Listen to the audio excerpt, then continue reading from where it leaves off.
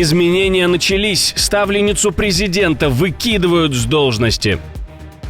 Власть под давлением улицы, протесты охватывают города, ветераны, военные, обычные люди выходят на площади. События развиваются стремительно, массовые протесты против властей всколыхнули страну. Такого шага в Кремле не ожидали. Америка готовится к чему-то громадному. Что происходит за кулисами Пентагона? Почему арсеналы США срочно заполняются ракетами, а союзникам разрешают их скупать оптом? Военкоматы превращаются в конвейер, медкомиссии круглый год, фильтрация непрерывна, новые правила призыва, теперь никто не сбежит. Все главные новости вечера среды 23 июля. Самые важные и срочные новости, эксклюзивные подробности. Вы смотрите информационный выпуск «Нехта». Оперативно о событиях в России, Беларуси, Украине и мире. Раньше и понятнее других. Все, что нужно знать сегодня. Россия безоговорочно проиграла. Теперь доминировать в плане вооружений в мире будет другая страна. Через пару месяцев Штаты будут самым вооруженным государством на планете. Это не шутка, это угроза. Дональд Трамп пообещал, США обгонят всех. Через несколько месяцев у нас будет больше боеприпасов, чем любая другая страна когда-то имела. У нас будет больше ракет, чем у любой страны. Но и это еще не все. Уже сейчас союзникам открыли зеленый коридор. Можно скупать американское оружие для Украины. Да, прямо сейчас эти поставки, может быть, уже и начались. Официально. Штаты запускают новейшие механизмы поставок для Киева. Теперь европейские страны смогут напрямую закупать американское вооружение для ВСУ. Германия уже в игре, обещаны 5 дополнительных систем Patriot, которые вот-вот окажутся на передовой. Мы с вами говорили об этом в предыдущих выпусках. После 2 непростых встреч делегации снова садятся за стол. На кону судьба пленных, украденных детей и перспективы прекращения огня. Сценарий перемирия уже есть, но позиции сторон все так же противоположны. Сегодня в Стамбуле 3-й раунд переговоров между Украиной и Россией. Украинскую делегацию снова возглавляет Рустем Умеров, с российской стороны все тот же Владимир Мединский. Повестка Киева четкая: обмен всех на всех, возвращение детей, встреча Зеленского с Путиным. Москва настаивает на новых территориальных реалиях и нейтралитете Украины. Зеленский поставил дипломатам четкие задачи. В свою очередь, Кремль заявляет, что чудес не ждет и пока не видит смысла в переговорах на уровне лидеров, якобы из-за запрета на переговоры с Путиным в Украине. Ранее обе стороны обменялись меморандумами. Украина требует прекращения огня, гарантий безопасности и компенсаций. Россия — капитуляции по всем ключевым пунктам. Киев расценивает требования Кремля как ультиматум. Ожидают ли чего-то от этих переговоров в Украине, мы спросили у главы Центра анализа и стратегии Игоря Чаленко. Мы помним, что Россия передала свой проект меморандума, Украина передала переговорную рамку во время встречи 2 июня в Стамбуле. Поэтому в данном случае чего-то радикального точно не стоит ожидать, прорывного.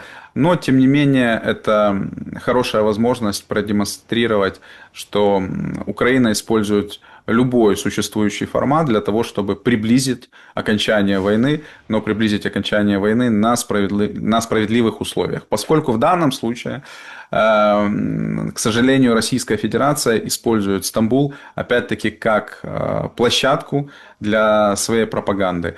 И в этом вся проблема, поскольку процесс, опять-таки, создает ощущение бутафории.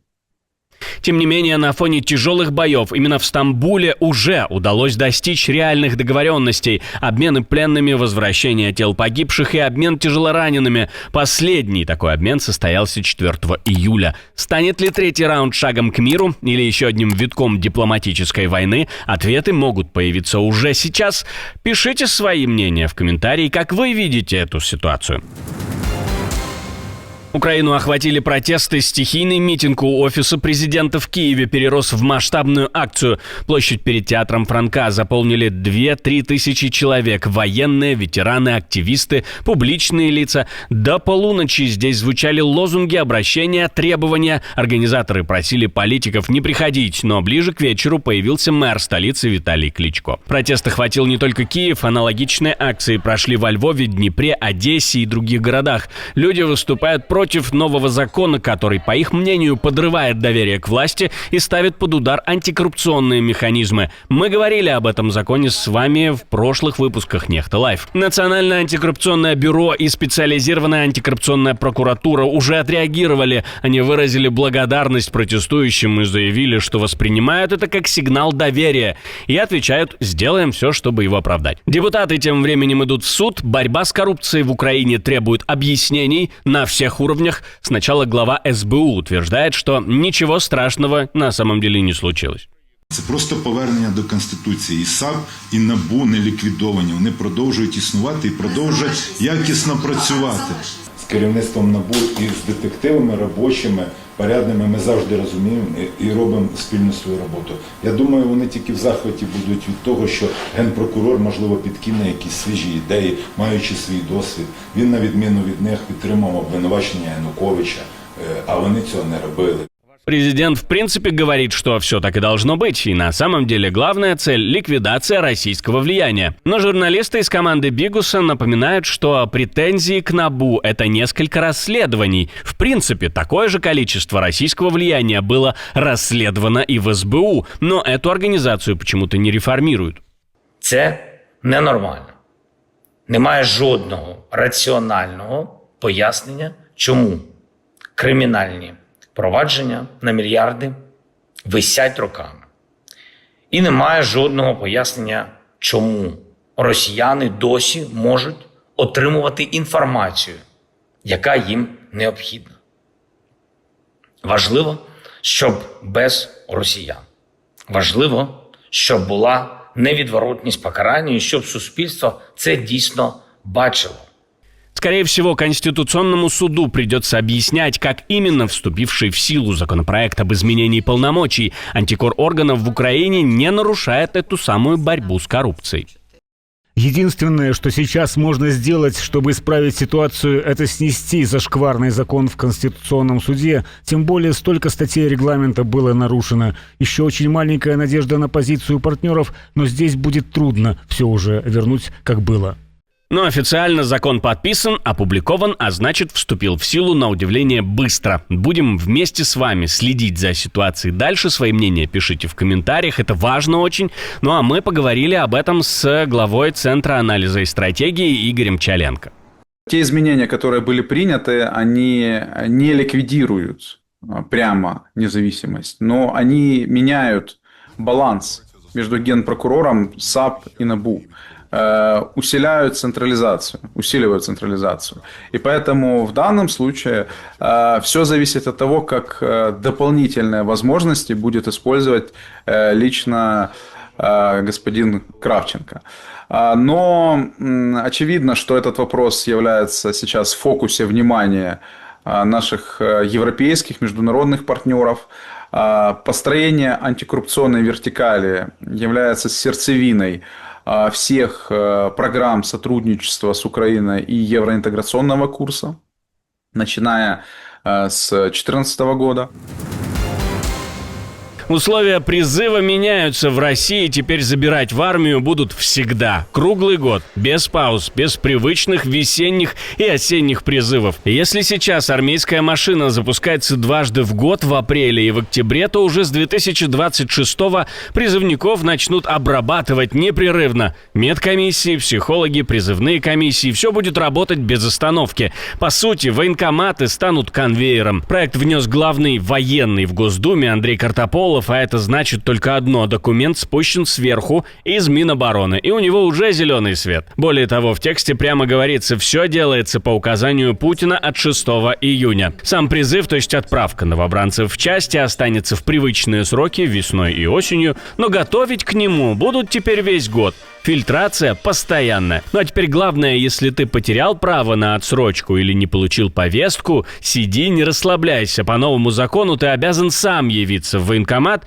в течение 2 недель с начала отправки. Не пришел, сам виноват. Власти объясняют реформу красиво, мол, военкоматы не справляются с наплывом, а круглогодичный отбор якобы снизит нагрузку. Но, очевидно, другое. Россия готовится к затяжной войне и начинает строить новую мобилизационную систему. Без объявлений и ажиотажа, но с постоянным ручейком солдат. Голосовать за это будут осенью, а старт всего этого с 1 января 2026 года.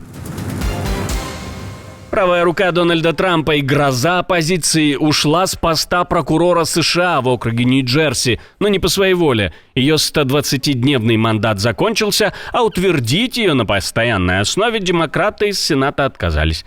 Алина Хабба, одна из самых лояльных соратниц президента, лишилась поста временного федерального прокурора в Нью-Джерси. Руководство перешло к ее заместителю. Ситуацию подогрело и ее заявление в соцсети X. Хабба пообещала преследовать чиновников, которые ослушаются указов Трампа. Это вызвало бурю в стане демократов. Хабба пообещала вернуться, но сенаторы-демократы обвиняют ее формально в политически мотивированных делах, неформально в лояльности к Трампу. Как на это отреагирует сам президент, думаю, мы с вами еще увидим. Минск ставит условия: каждый, кто отправится в Беларусь, обязан будет подписать специальное обязательство трудиться по контракту и не пытаться прорваться в Евросоюз. Причем подпись даст не только сам работник, но и его родственник. Нарушил — в черный список и прощай работа за границей. Пакистан, в свою очередь, тоже не хочет скандалов, поэтому вводит строгую, стандартную операционную процедуру. Только лицензированное агентство, только проверенные работодатели, отчеты о работниках каждый квартал, комиссия не выше 2 зарплат. Выглядит как попытка построить официальную миграционную витрину «Смотрите, у нас все прозрачно». Но на самом деле сложно представить, что на честное слово о том, что люди не собираются нарушать закон, можно поверить. Отдельное спасибо, что досмотрели до конца. Спасибо за ваше доверие. Жду развернутых комментариев, лайков и репостов. Это важно, чтобы нас становилось больше. На этом пока все. До новых встреч и хороших вам новостей.